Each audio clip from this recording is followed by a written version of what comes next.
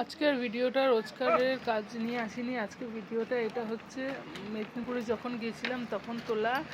এটা মেদিনীপুরে হচ্ছে নদী। এই নদীটা মানে যখন জল পুরো ভর্তি হয়ে যায় তখন এই গ্রামগুলোর মধ্যে জল ঢুকে যায়।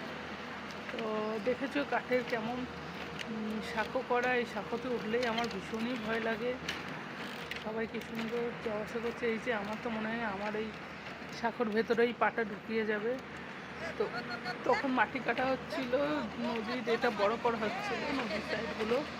তো নদীতে অনেক পাক কীরকম জমে গিয়েছিল বলে এগুলোকে করছে যাতে নদীতে সবসময় জল থাকে, সেই জন্য এই নদীর ধারগুলোকে ঠিক করছিল। তো এই জলই এইবারে মানে সব গ্রামের ভিতর ঢুকে গিয়েছিল। তো দেখো এটা রাতের বেলা কি অন্ধকার, অন্ধকারটা দেখলেও যেন অন্ধকারকে ভয় পাবে, এত রাতে ঘুটঘুটে অন্ধকার। দেখো দেখেছো কি বাইরেটা এত অন্ধকার যে বলার কথা নয়, ঘুটঘুটে অন্ধকার।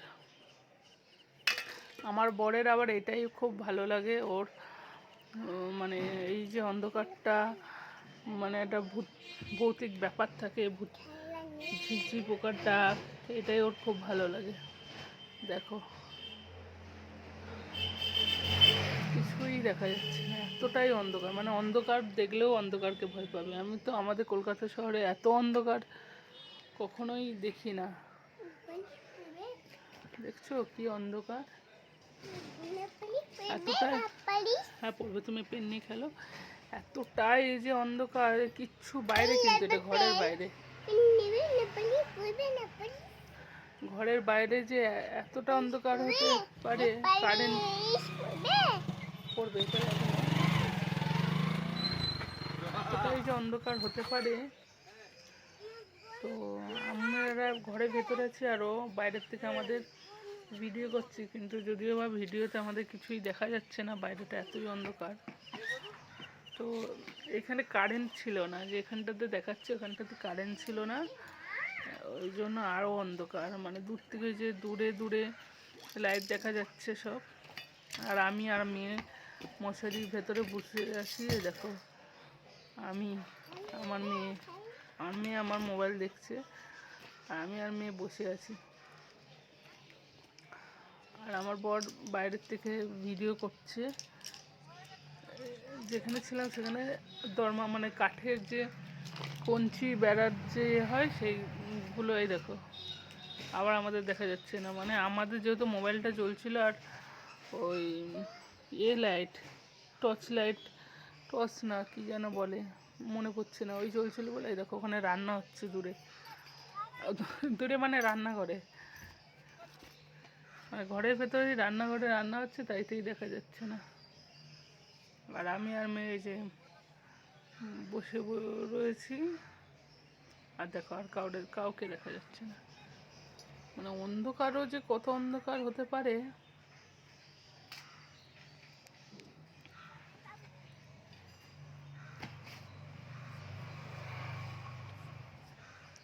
আর এই দেখো এবার দিনে সকালের বেলা তোলা হয়েছে, সকালবেলা এখানে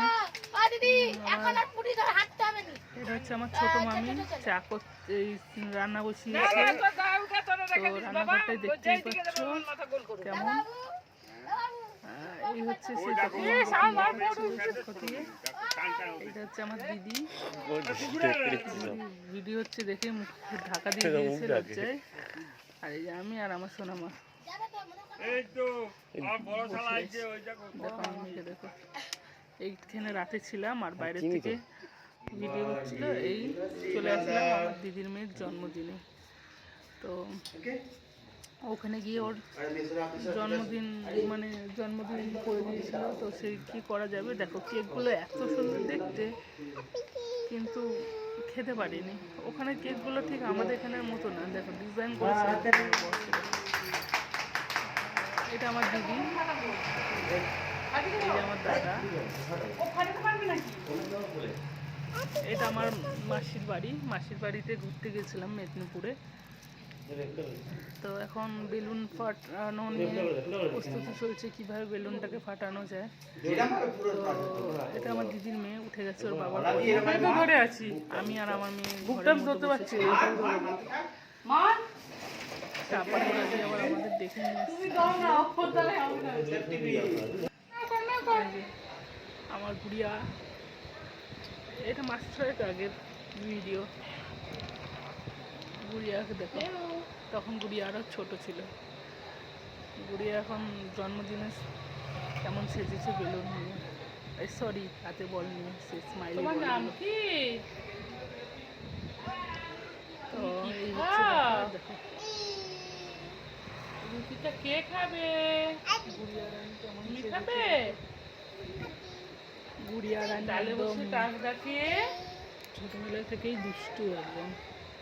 আর বোন হচ্ছে শিয়াল ডাকে গুড়িয়া রানী কেমন সেজেছে, মাথায় দুটো সিঙ্গালা হেয়ার ব্যান্ড লাগিয়েছে।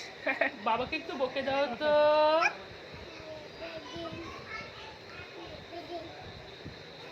দাদু বলো, দাদু। আমি ওকে টেনে নিয়ে আসছি। দাদু বলো, দাদু বলো, দাদু বলো। এটা হলো মেদিনীপুরের ভিডিও। ভাবলাম অনেকদিন ধরে যে ভিডিওগুলো সব দিই তোমাদের, কেন মোবাইল ফুল মেমোরি হয়ে যাচ্ছে, তো নতুন কোনো ভিডিও করতে পারছি না। তো আস্তে আস্তে পুরোনো ভিডিওগুলোকে ডিলিট করে তারপরে আবার নতুন ভিডিও করব। সামনেই আরও একটা অনুষ্ঠান আসছে, কি অনুষ্ঠান না অনুষ্ঠান সেটা পরে তোমাদের জানাবো। আমি জানাবো আর দিদি, সরি আমার বর, আমার জানাবো।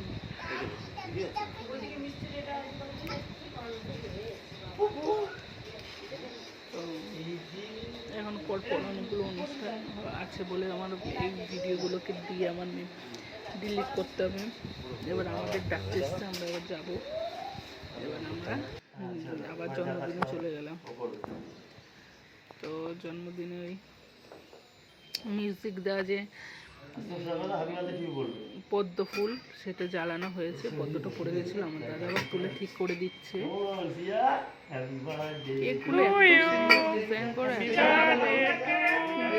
তোমার ঠিক পোষাবে না, কারণ কেকগুলো ঠিক আমাদের এখানকার মতো নয়। যতই ডিজাইন করুক আর এ করুক, আমাদের এখানে সুগার অ্যান্ড স্পাইস নন্দিনী সেইগুলোর কোনো জবাবই হয় না, যাই কেক হোক না কেন। আমাদের এখানে কেকের কোনো জবাব নেই।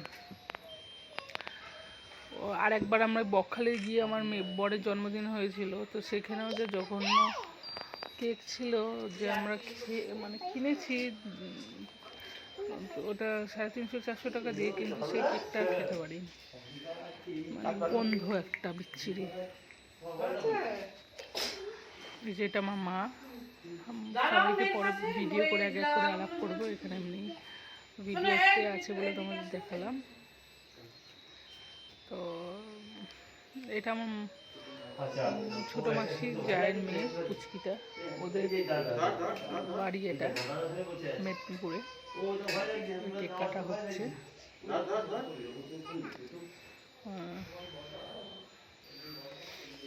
তো আমার বরের প্রথমে ইচ্ছে ছিল ওই যে দেখালাম প্রথমে ভিডিওটা, বেড়ার ওইখানে একটু ভৌতিক ব্যাপার হবে। এটা আমার দিদি আর দাদা। তো ভৌতিক ব্যাপার হওয়ার জন্যই 2 দিন রাতে ওখানে ছিলাম, তারপর 3 দিনে এখানেই আমরা থাকলাম, কারণ কি মেয়ের খুব কষ্ট হচ্ছিল ওখানের মধ্যে। সেই জন্য আর আমরা সেই এর ঘরে থাকতে পারলাম না, কারণ এত অন্ধকার তো ওই ঘরটাতে ওখানে কারেন্ট ছিল না। আর এই ঘরটাতে কারেন্ট সব কিছু আছে, সেই জন্য বাচ্চা যেহেতু ছোট, পোকামাকড় কোথায় কামড়াবে কী করবে, সেই জন্য আবার আমরা এই ঘরে চলে এসেছি। 2 দিন থাকার পর আমার বরে আসলে একটু ভৌতিক ব্যাপারটা খুব পছন্দ হয়। ও আবার খুব ঘুরতে যাবো, মাটির ঘরে থাকবো, তারপরে চলো টাটা বাই বাই, সবাই সুস্থ থেকো, ভালো থেকো।